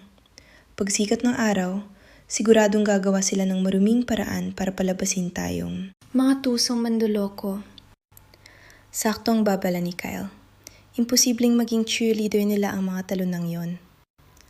Sa halip, ilalabas ng mga halimaw na yan ang kanilang mga handang manlapak para lang makabawi. Nakapagtataka, sa halip na matakot, isang malademonyong ngiti ang sumilay sa labi ni Ara. Para siyang isang batik ang manlalaro ng chess. Dahan-dahan siyang lumapit kay Kyle. Habang naglalaro ang daliri sa hangin, bumulong siya ng puno ng misteryo. Alam mo naman kung anong klaseng halimaw ang kailangan mo para makaligtas sa madugong gubat na to, di ba? Inosenteng anghel ka mo, patuyan ni Kyle. Asa ka pa? Bakal to, no? Hindi ako basta-basta iiyak sa mga walang kwentang bagay. Matalim na banat ng dalaga. Akala mo ba matatakot ako sa mga uto-utong yon? Wala akong pera papunta rito at iisa lang ang pakay ko. Ubusin silang lahat. Mukha ba akong lampang bida na madaling sugihin? Makinig ka, ako ang bahala. Kukunin natin ang $1 million na yan mula sa kanila. Pagkatapos ng kanyang matapang na salita, humarap siya sa lalaki at binigyan ito ng matamis na papuri. Nga pala, bilib ako sa ginawa mo kanina . Nagulat mo ko roon. Kaso, ang sigla ng dalaga ay tila natunaw sa sobrang lamig na titig ni Kyle. Sa kabila ng pagiging seryoso ng lalaki, pilit na nagpakapositibo si Ara. Tutal, bago pa lang naman silang magkakilala. Halatang wala pang balak ang gwapong to na makipagkaibigan. Pero sandali, magkakampi pa rin sila. Kailangan niyang gibain ang pader ng lalaking ito para maging solid silang tandem sa pagpapatumba ng kalaban. Dahil sa nag-aalab na determinasyon, muling bumanat si Ara. Ang lupet ng team up natin! Pinuri na kita, wala bang pabalik? Aminin mo nga, di ba ang cool ko kanina? May kulang pa ba? Tiningnan siya ng maigi ni Kyle mula ulo hanggang paa habang nakasandal bago ito sumagot ng mahina. Ayos naman ang luto mo. Kaya please lang, huwag ka nang babalik sa kusina. Namula sa inis si Ara. Anong klaseng puri yun? Sobrang nakakairita. Hindi pinansin ng lalaki ang pagkapiko ni Ara at basta na lang umakyat. Ayaw magpaiwan mag-isa sa baba, kaya kumaripas din ng takbo ang dalaga papunta sa silid. Pagdating sa hallway ng second floor, biglang huminto si Kyle. Sa kuryosidad, sumilip si Ara sa likod ng malapad na balikat ng lalaki. Nakita nilang dahan-dahang bumababa sila na mula sa third floor. Kaswalang itong naglalakad patungo sa isang kwarto roon. Bago pa sila makapagsalita, natigilan na sila na. Namula ang pisingin nito habang balisa na nagdadahilan. Kasi... Nag-text si Sean. Di raw siya makatulog. Hindi raw komportable ang bagong kama niya. Napairap si Ara dahil alam niyang palusot lang yon.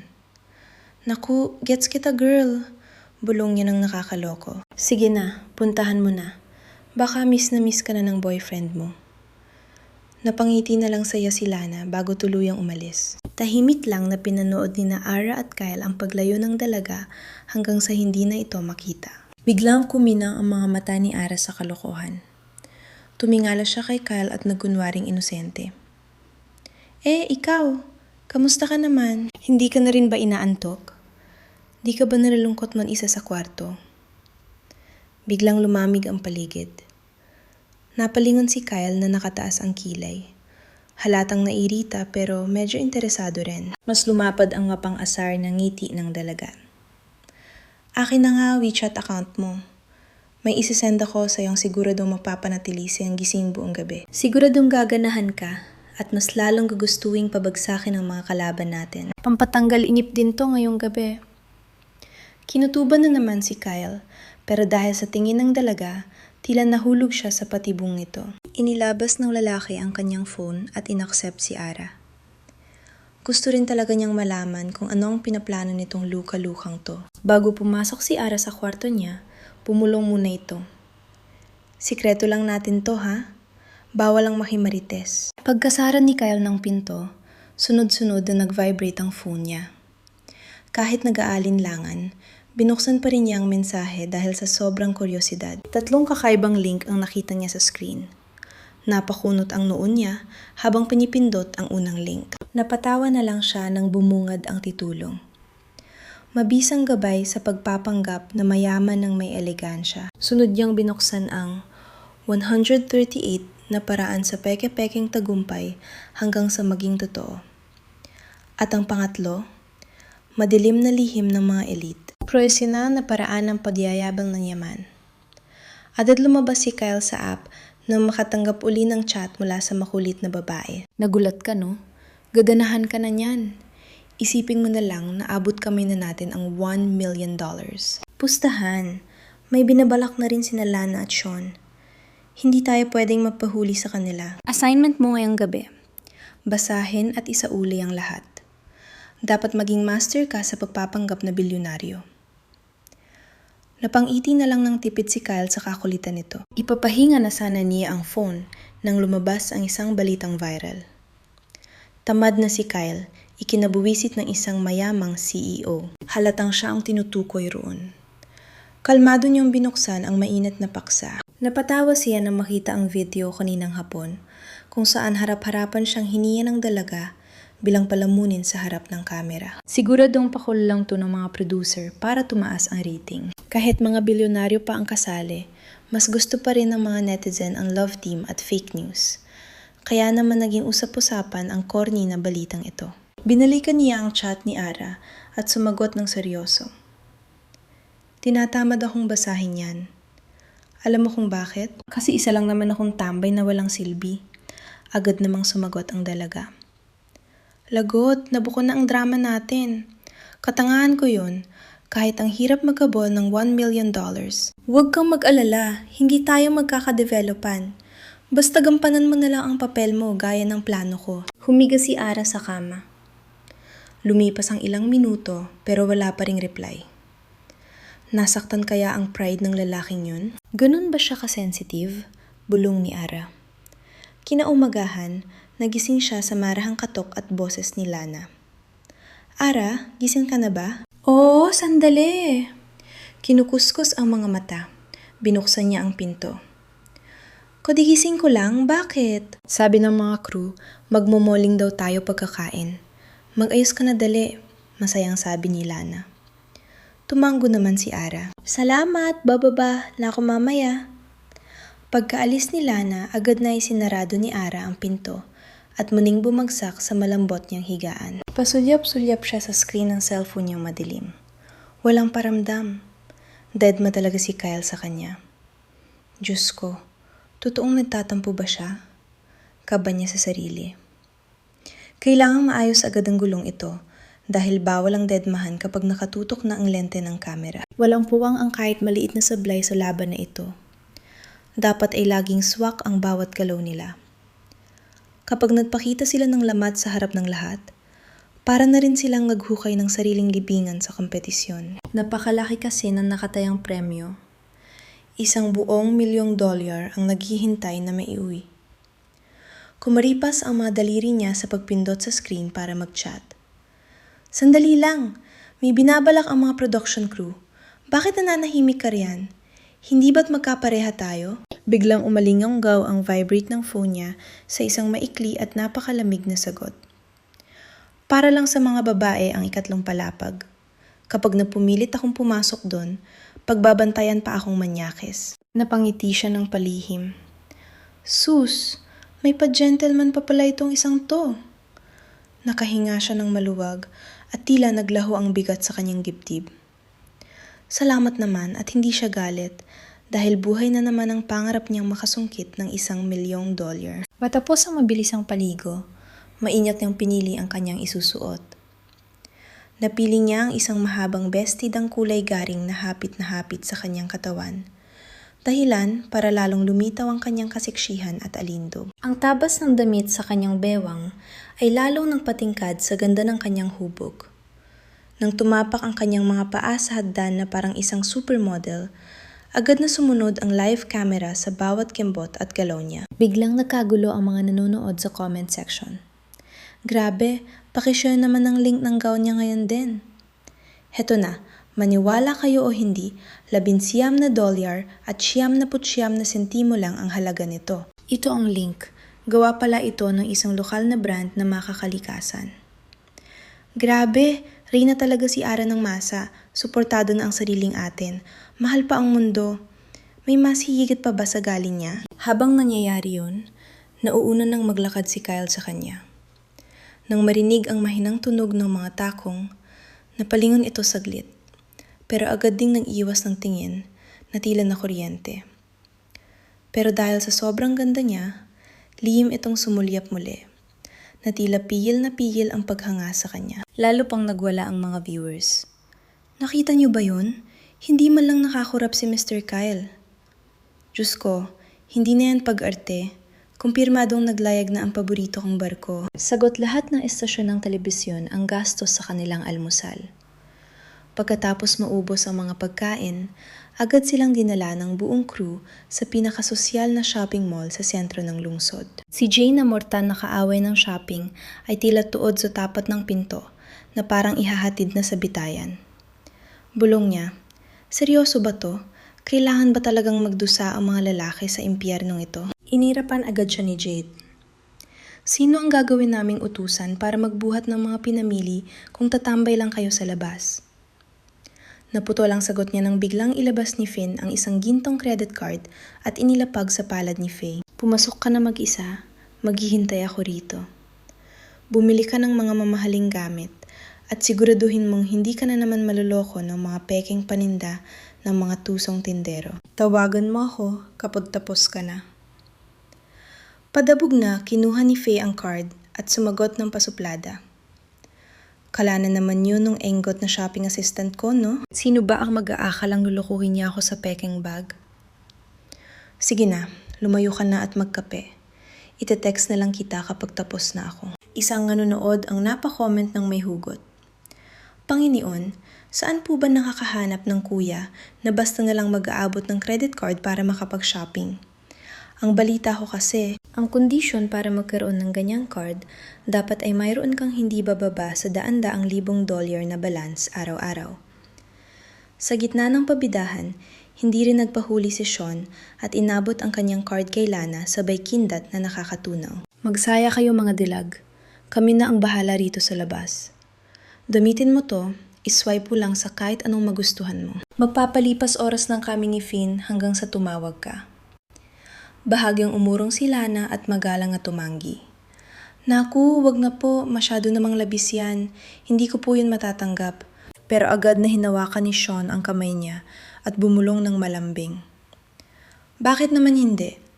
Ikaw kaya ang pinakamamahal ko. Bawal ko na bang ispoiled ang sarili kong prinsesa? Tanggapin mo na ito at huwag lang maraming satsat. Namula ang mukha ni Lana na parang nilagang hipon. Nahihiya niyang tinanggap ang card. Pagkatapos ay mabilis na hinalikan ang pisngi ng binata. Dahil ayaw mapatalo sa yabangan, inabot din ni Jay ang card niya kay Jade habang nagpapakitang gilas. Mahal kong ate, kahit wala kang jowa o maasahang kuya, pwede ka pa ring magpakasasa. Nandito naman ang paborito mong kapatid. Simutin mo ang laman ng mall gamit ang pera ko. Susunod na rin ako sa kapihan. Bumuhos ang mga asar na comment sa live. Real serye ba to o labanan kung sino ang unang mapapahirap sa kapareha nila? Ibang klase talaga ang yaman ng mga taong to. Wala nang lunas. Kasabay nito, mapanuring tumingin si Faye sa paligid. Nang mapansin niyang si Ara lang ang babaeng walang hawak na card, agad na sumilay ang isang nakakalukong ngiti sa kanyang muka. Pasintabi lang, Mr. Ko. Magsho-shopping itong kapareha mo? Wala ka bang ibibigay na patunay ng pagmamahal gaya ng ginawa ng ibang lalaki? Tingnan mo ang paligid. Lahat kami may sponsor ngayong araw. Dahil sa'yo, nagmumukha siyang kawawa sa harap ng kamera. Kumarte ka naman na parang tunay na lalaki, lalo na't naka-live tayo. Buwisit na ahas na to, mura ni Ara sa loob-loob niya. Alam niyang butas ang bulsa ni Kyle at hirap pang magbayad ng pero. Bago pa makahirit si Kyle, sumabat na si Ara para depensahan siya. Malaming pangalawa, umaapaw ang ipon ko mula sa sarili kong pagod. Hindi ko kailangan ng lalaking nagmamayabang ng credit card para lang patunayan ang halaga ko. At higit sa lahat, hindi ako pulubing iiyak ng dugo dahil lang hindi nilibre. Alam niyang hindi ako manghuhuthot at para sa akin, hindi nakakakul ang ganyang porma. Nagiyawan ang mga nakasaksi. Grabe! Pinatahimik agad ni Ara ang daldalera. Ganito ang totoong independent woman? Sino ba kasing nagsabing walking ATM ang mga lalaki? Iba talaga ang dating ng tunay na mayaman, hindi tumatanggap ng limos. At para tuluyang matapos ang usapan, binitiwan ni Ara ang huling hirit na nagpatahimik sa lahat. Hindi sa nagmamalinis ako, pero ganito talaga ako. Kung may mga taong kayang ibenta ang dangal para maging sunod-sunuran, problema na nila yon. Napahinig sa galit si Faye, halos magangit-nait ang mga ngipin niya. Buisit, bakit parang ako pa ang nagmukhang-mukhang pera ngayon? Mura ni Faye sa sarili. Matapos makaganti, bumaling si Ara kay Kyle at biglang lumambot ang boses. Mapapagod ka lang kakasunod sa mga baliw sa shopping. Doon ka na lang sumama sa mga lalaking tumatambay sa cafe. Tumangulang si Kyle bilang pagsang-ayon sa kanya. Pero pagkaalis ng lalaki, biglang nanlaki ang mga mata ni Ara. Teka lang, butas nga pala ang bulsa ni Kyle na yon. Masyado naman akong malupit kung hahayaan ko siyang maupo doon ng walang pambili kahit tubig. Mabilis pa sa 4:00 niyang kinuha ang cellphone at agad din nag-transfer ng pera sa kanya. Kakaalis pa lang ni Kyle nang biglang tumunog ang phone niya. Pagtingin niya sa screen, may notification at message na. Pambili mo to ng may inom. Muntik na siyang mabulunan pagdating sa cafe. Pagkakita sa presyo ng tubig, $250. Bigla namang nagring ang boses ni Ara sa isang voice note, punong-puno ng gulat. Oy, bata, huwag kang mapapaloko sa magnanakaw na kafe na yan. Ano to, ginto? $250 para sa tubig lang? Ano yan, galing sa iyak ng anghel? Hindi ako kuripot. Sadyang 21 years old ka pa lang at wala pang malay sa lupit ng mundo. Mas marami na akong naranasan kaysa sayo, kaya makinig ka sa payo ko. Hindi pinupulot ang pera kung saan-saan lang. Itabi mo na lang tong $50,000 para sa pangkasal mo balang araw. Hindi pambayad ng kuryente ang kagwapuhan mo, kaya magtipid ka. Tis-tis muna sa gutom. Pagkatapos nito, libre ko ang paborito mong fruit juice. Pero ngayon, ibalik mo muna yung $1 na sinend ko. Napanghisi na lang si Kyle habang nakatitig sa phone. Isang napakagandang ngiti ang gumuhit sa mga labi niya. Namayani ang katahimikan. Agaw atensyon ang huling sinabi ng dalaga sa lahat ng naroon. Lumapit si Lana at bumulong. Ara, ano ba yung malalim na iniisip mo? Sagot ni Ara ng kalmado. Wala lang to. May kaibigan lang na nanghihingi ng saklolo. Biglang sumingit si Jade, na kanina palihim na nagmamasid sa kanila. Kantiyaw ng lalaki. Huwag mo sabihin ang kaibigan na yan ay ang sekreto mong nobyo. Mabilis na umiling si Ara para itanggi ang paratang na iyon. Sira, bakante pang puso ko. Isasantabi ko munang pag-ibig hanggang sa maging bilyonarya ako. Yang Master Kyle, narinig mo ba yun ng malinaw? Wala namang sagabal, pormahan mo na agad. Mukhang kailangan magdoble kayod ng gwapo nating si Kyle. Samantala, kinuha ni Faye ang isang white Sabrina top at nag-inarte sa harap ng salamin. Lumapit si Lana at tapat na pumuri. Para sa'yo talaga ang damit na to, lilitaw ang pagkapino mo rito. Ngumiti ng pilit si Faye, halatang gutom sa papuri ng ibang tao. Ganon din ang tingin ko. Mayabang niyang sagot. Napalingon si Jade sa kanila at napakunot ang no. Parang pamilyar ang disenyo. Hindi ba ganyan din ang suot ni Ara kahapon? Kaka-check ko lang sa internet. $2,800 ang halaga sa butik na ito. Kamuhang-kamuha pero langit at lupa ang presyo. Grabe, ang galing ni Ara maghanap ng mura. Bibilin ko yung gaya sa kanya. Kuhang-kuha ang kopya. I-add to cart ko na ito agad. Biglang sumama ang timpla ng mukha ni Faye at nagparinig. Nagbibiro ka ba? Paano mo ikukumpara ang mumurahin sa ganito? Paanong naging kapantay ng damit sa bangketa ang branded na $2,800? Tiningnan siya ni Ara ng matalim, ngumisi at sumagot. Tama ka naman. Hindi talaga sila magka-level. Pinamahal lang yung isa ng mahigit $2,000. Kasunod nito, bumaha ng tawa sa comment section. Sapul na sapul ang hirit niya. May taste pala si Ara sa pananamit at nakaka-impress ang diskarte niya. Kapag tiningnan sa official website, halos walang pinakaiba ang tila ng dalawa. Pambayad lang sa brand yung dagdag na $2,000. Tunay na wais, talagang may utak sa negosyo si Ara. Pero may isang malaking tanong na lumitaw. Nagpapanggap lang ba siyang mayaman pero sobrang kuripot?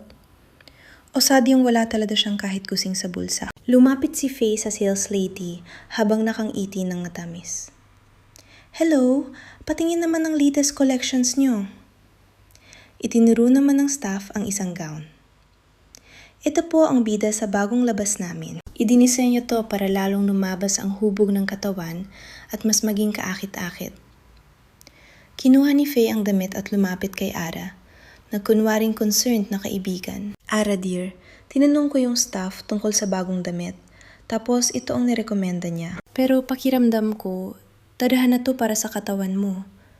Gusto mo bang isukat? Tiningnan sila ni Lana. Dahil naka-long gown din si Ara noon, sumabat si Lana. Isukat mo na, Ra! Siguradong lilitaw ang ganda mo sa ganitong klase ng damit. Kahit nakakairita ang papapansin ni Faye, aaminin mong maganda talaga ang gown kay Ara. Dream dress ng bawat babae ang ganda ng tahi at lambot nito. Pero nang masilip ang price tag, parang nalaglag ang puso ni Ara sa sobrang gulat. Kapag nawala ang $1,000,000 na premyo at kailangan pang hatiin kay Kyle ang $100,000, $50,000 na lang ang matitira sa kanya. Hindi pwede to, isip niya. Malapit na siyang maging bilyonarya, pero hindi pa oras para lumustay ng pera. Dahil pati si Lana ay sumang-ayon, lalong nag-push si Faye. Kita mo? Sabi ni Lana bagay sa'yo to. Magsisisi ka habang buhay kapag pinalagpas mo ang ganitong kagandahan. Alam ni Ara ang maitim na balak nito. Halata na ang drama niya para lang maubos ang pera ko. Bulong niya sa sarili. Huminga siya ng malalim at tumingin sa gown sabay niting aso at mahinaong boses. Hindi ako yung tipo na natatapon ng pera para lang pumorma sa harap ng iba. Pagkarinig yun, alam na ng staff na walang benta.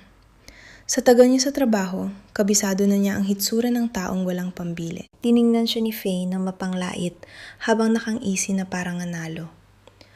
Naku, wag mong sabihin wala ka lang talagang pambayad. Pang-insulto nito. Tumawa lang si Ara bilang ganti. Tanong ko lang, magkano ba ang komisyon mo rito kapag binili ko to? Biglang namutla si Faye. Anong pinagsasabi mo? Banat pa ni Ara. Magkano ba ang sweldo mo para pilitin ng iba na bumili sa ganyang kaduming paraan? Patuloy ng dalaga. Galing ba sa part-time job mo rito yung mamahalin ng bag? Halata masyado. Kasi kahit yung totoong staff, hindi nagmamakaawa para lang makabenta. Para na siyang hold-upper na gustong ubusin ang pera ni Ara. Nakakabastos na talaga ang inaasal ni Faye. Sa totoo lang, gusto ko nang makitang sampalin ni Ara ang bibig nila ng tumpok na pera. Hibang ka na ba? Itigil mo yung mga kasinungalingan mo, sigaw ni Faye. Sumingit ang staff para ipagtanggol si Faye. Paumaning po, sinisiguro ko pong hindi namin kasamahan ang kagalang-galang na ginang na ito. Hindi na tinag si Ara at bumanat. O, edi pagsabihan mo siyang huwag makialam sa buhay ng may buhay. Hindi ibig sabihing mahirap ako dahil ayaw kong bumili.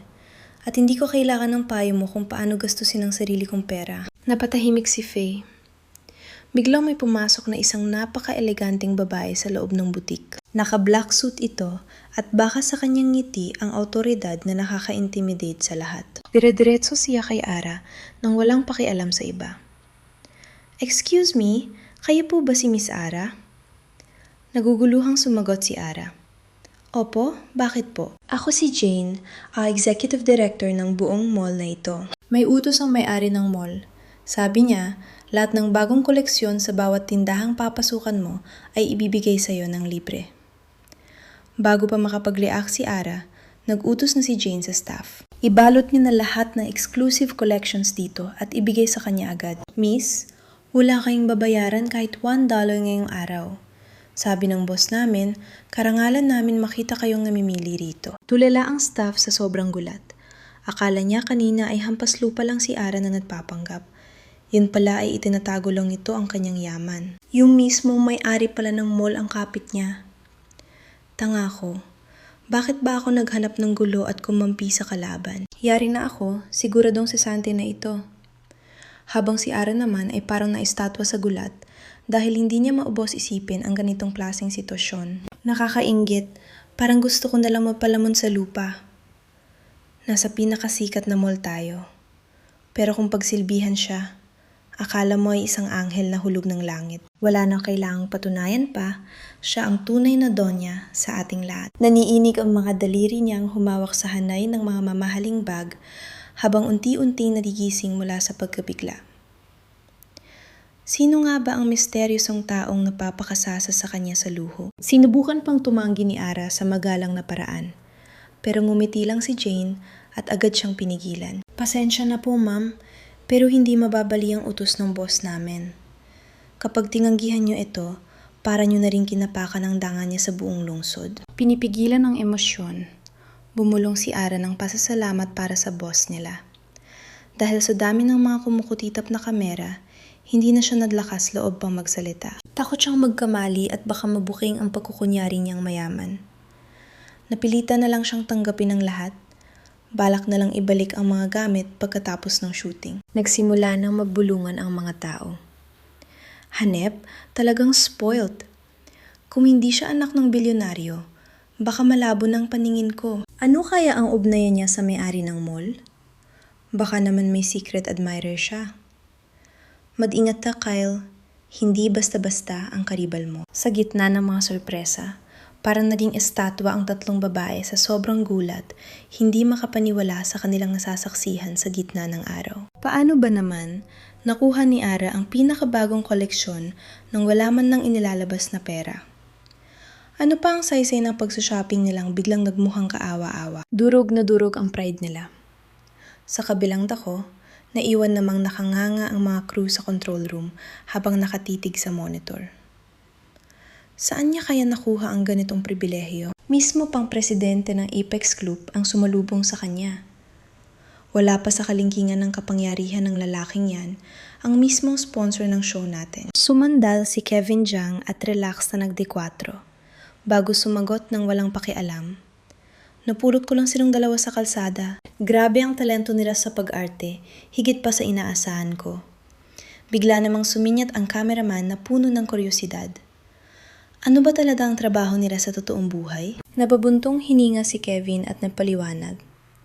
Pareho silang walang trabaho. Noong una ko silang makita, para silang mga palaboy na natutulog lang sa tabi-tabi. Sa sobrang awa ko, binilhan ko pa sila ng matutuluyan sa hotel ng 3 araw. Malungkot ang sinapit nila, pero nakapanging ilabot ang galing nila sa pag-arte. Kaya kinuha ko sila. Saglit na nag-isip ang direktor bago muling nagtanong. Sa bagay, may punto ka. Pero paano mo ipapaliwanag yung special treatment ng amo ng Apex? Hinala ni Kevin, baka yung $100,000 na ibinigay natin ay ginamit pambayad sa aktor. Imposible namang may koneksyon ang dalawang hampaslupa na yan sa hari ng negosyo. Tumango ang direktor bilang pagsang-ayon, bagamat parang may mali pa rin sa lahat. Seryoso ba? Nag-arkila talaga sila ng mga aktor? Samantala, 30 minuto ang nakalipas sa kapehan, masayang nagkakape sina Sean, Finn at Jay, habang pasulyap-sulyap kay Kyle na tutok sa kanyang cellphone. Nang makitang biglang ngumiti ang seryosong mukha ni Kyle, tinukso siya agad ni Jay. Mukhang in love tayo ah, o baka naman may pinaplano kang masama. Sa isang iglap, bumalik sa pagiging seryoso ang mukha ni Kyle. Tiningnan niya si Jay ng napakatalim at nagbanta. Gusto mo na bang mamatay? Lintik, parang gusto akong patayin sa tingin, bulong ni Jay habang kinikilabutan. Isang cold Amerikano sa akin. Nilabas ni Sean ang kanyang cellphone at mayabang na nagtanong sa serbidora. Magkano lahat? Ako na ang magbabayad. Biglang namula ang pisngi ng serbidora at halatang ninerbiyos dahil napapaligiran siya ng 4 na lalaking maladyos ang hitsura. $1,780 lahat. Kumuha agad si Jay ng 2 tigda $20 sa pitaka niya at sumingit. Huwag na kayong magtalo. Ako na ang taya. Iwan kung bahagi pa ito ng kanilang pag-arte. Pero hilig talaga ng tatlong ito ang magwaldas ng pera at hindi pinalalampas ang pagkakataong magmayabang. Sa kabilang banda, tahimik lang si Kyle at puno ng tensyon ang paligid niya. Bigla siyang tumayo at sinabihan ang cameraman na nagpapanggap na customer. May kakausapin lang ako. Huwag niyo kong susundan. Pagkasagot ng tawag, isang boses na puno ng paggalang ang narinig mula sa kabilang linya. Nakayuko pong naghihintay ng utos, Ginoong Lin. Ano po ang maitutulong ko? Malamig na sumagot si Kyle. Nasa Apex Mall mo ang babae ko ngayon. Ayusin mo ang lahat. Siguraduhin mong pagsisilbihan siya na parang isang reyna. Mukhang mag-aalangan ang kausap niya. Pero boss, paano po kung ipilit niyang siya ang magbayad? Huwag mo hahayaang gumastos siya kahit isang kusing. Gumawa ka ng kahit anong dahilan para tanggapin niya ang mga gamit ng walang maraming tanong. Ano po ang pangalan niya at hitsura? Mapapadala na ako agad ng mga tauhan para asikasuhin siya. Muling nagsalita si Kyle sa kanyang malalim na boses. Ara ang pangalan niya. Nakasuot siya ng mahabang bestida na cream, napakaganda niya. I-charge mo lahat sa personal na account ko. Huwag na huwag mong babanggitin ang pangalan ko. Agad niyong pinatay ang tawag. Napatunayan ko na ang pagiging suportadong kapareha, di ba? Makalipas ang 60 minuto, lumabas ng 4 na babae para pumunta sa kapehan. Agad na napasimangot si Lara nang makitang 3 lalaki lang ang nandoon. Nasaan na kaya ang gwapong kapareha niya? Ni Anina ni Kyle ay hindi mahagilap. Inilapag niya ang mga mamahaling gamit sa mesa at nagreklamo. Saan naman nagsuot yung Kyle na yon? Habang humihigop ng kape, walang pakialam na sumagot si Sean. Binitbit siya sa presinto. Biglang namutla si Ara na parang isang bangkay. Kinakabahang bumulong siya. Ano? Bakit? Ano nangyari? Ikinuwento ni Sean ang buong pangyayari. May babaeng binastos malapit sa pinto ng kapehan, kaya naman rumesponde agad ang security, hinuli siya, at isinakay sa dumaang patrol ng pulis. Tumingin ng masama si Faye na tila gustong ipamuka na ang mga basagulero ay talagang magkakasama bago mapanuyang nagsalita. Nakulong dahil sa pananakit sa gitna ng tirik na araw. Sobrang nga ang kagwapuhan ng partner mo. Pero sino ang mag-aakala na ganun pala kababa ang asal niya, na naitago niya ang ganitong klaseng kasamaan? Natulala si Lana sa sobrang gulat at hindi malubos maisip ang nangyayari. Nangiinig ang boses niya sa takot habang bumubulong. Diyos ko, paano naging ganito ang isang halimaw na tulad niya? At nakasali pa sa show na to? Samantala, yung 3 natitirang pares ay kunwari lang na nagulat sa madilim na sikreto ni Kyle. Pero ang totoo, tuwang-tuwa sila sa loob-loob nila dahil sa wakas ay bagsak ng pinakamaitpit nilang kalaban. Kasabay nito, nakagulo na rin ang mga tao sa comment section. Seryoso ba? Ang cold air na si Kyle ay ganito pala katakot? Grabe, kakavote ko lang sa kanila ni Ara kahapon. Pwede bang bawiin yun? Nakakasuka, palayasin na yung salot na yan sa TV. Hanggang kailan? Pababain ang level ng show dahil sa mga taong may sabit? Habang umaapoy ang galit ng publiko, nakatayo lang dun si Ara. Wala siyang kamalay-malay na unti-unti nang nadudurog ang dangal niya sa harap ng buong mundo.